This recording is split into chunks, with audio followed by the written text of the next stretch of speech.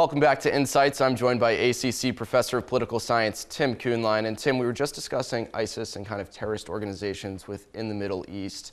I want to talk about kind of how this works out geopolitically, because a lot of this has to do with the divide in Islam between Shiites and Sunnis, and I want to know where the countries are, where the backgrounds are there, and how that works out. Again, this is a kind of a pan-Arab transnationalism. So these boundaries that we recognize as countries are kind of a secondary story to the core problem here, because many of these movements that we're talking about, like ISIS, are trying to transcend those boundaries. Those were superimposed on them, and they don't respect them.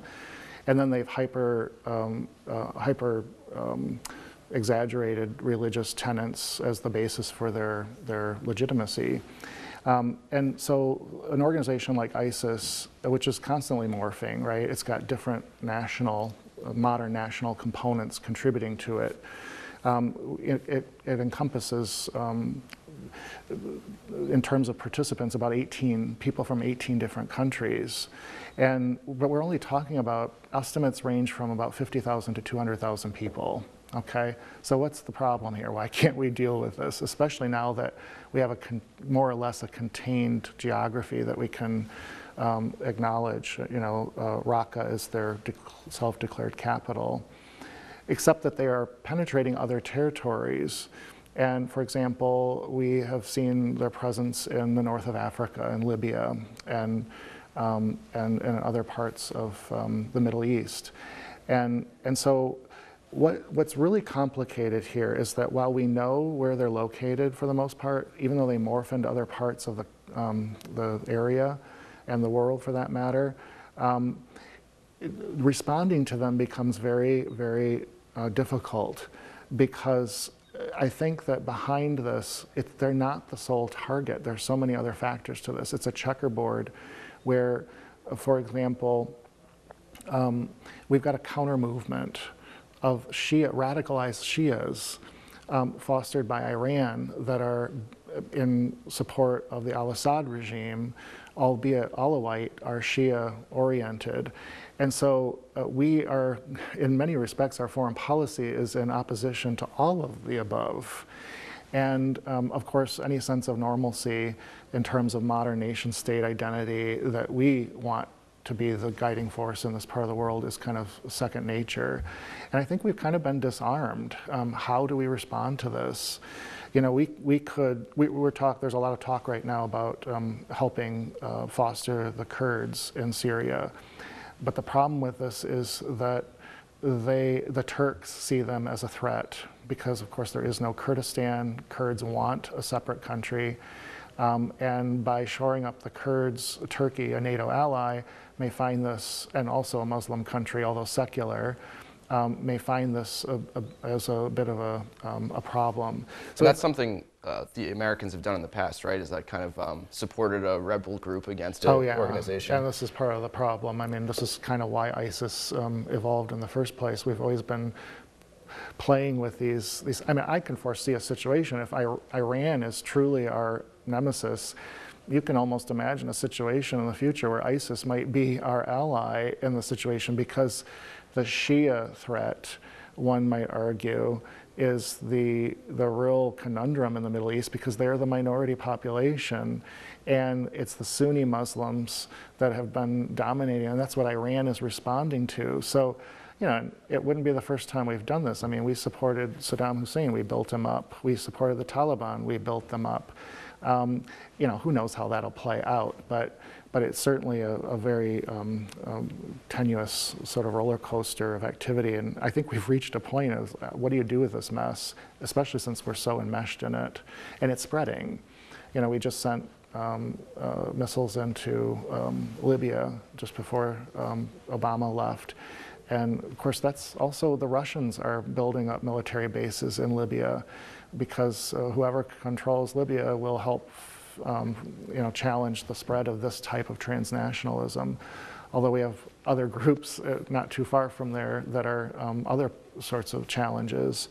But I see Syria Shia, Iraq Shia dominated now, and Iran Shia dominated.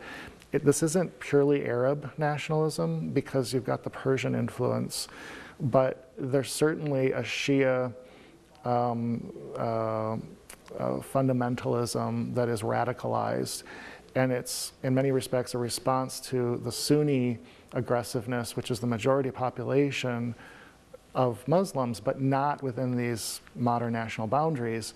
And so you've got these two very hyper-driven movements.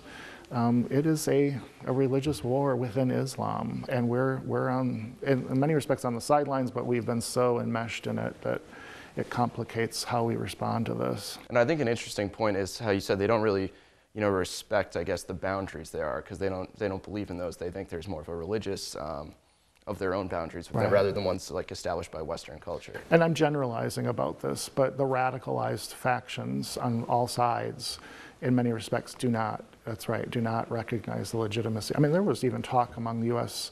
foreign policy that maybe the solution to Iraq was to divide it into 3 separate countries.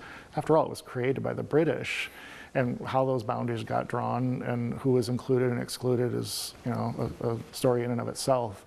But we have this discussion about Syria. Could the Kurds get their own country? And, well, of course, Turkey is not going to, especially if it involves Turkish land. They were the superior powers there under the Ottomans. So there's a deep historical legacy. There's this religious component. There's the geopolitical dynamic here. And I think it's quite a mess for our foreign policy. But again, we are so preoccupied with this when we see complications arising in China and North Korea, and the whole dynamic with Russia.